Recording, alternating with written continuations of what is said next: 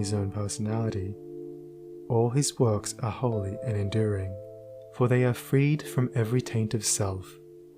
He gives, yet never thinks of receiving.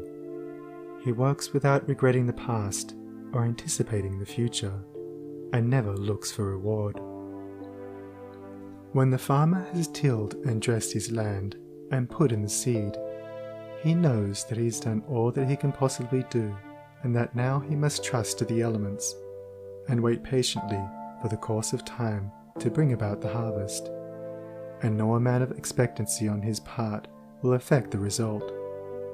Even so, he who has realized truth goes forth as a sower of the seeds of goodness, purity, love, and peace, without expectancy and never looking for results, knowing that there is the great overruling law which brings about its own harvest in due time, and which is alike the source of preservation and destruction.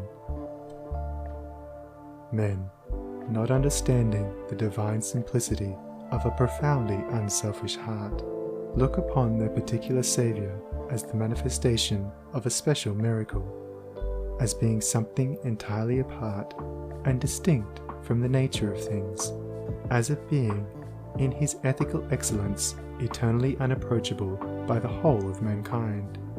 This attitude of unbelief, for such it is, in the divine perfectibility of man, paralyzes effort and binds the souls of men as with strong ropes to sin and suffering. Jesus grew in wisdom and was perfected by suffering. What Jesus was, he became such. What Buddha was, he became such. And every holy man became such by unremitting perseverance in self-sacrifice.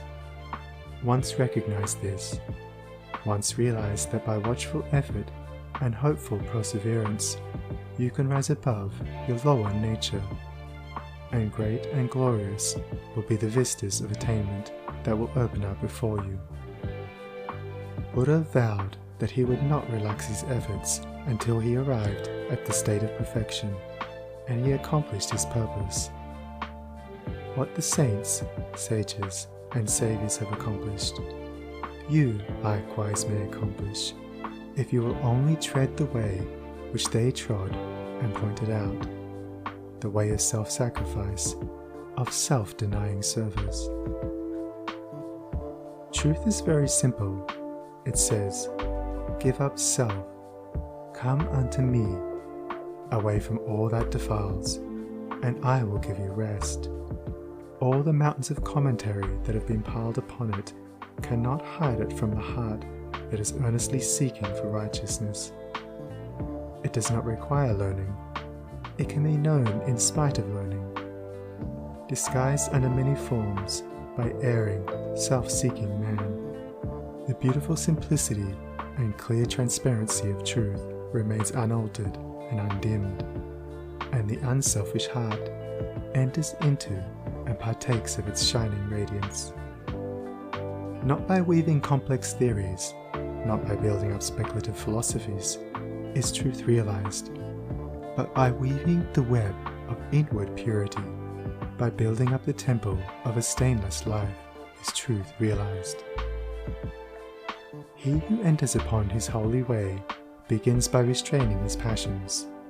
This is virtue, and is the beginning of saintship, and saintship is the beginning of holiness.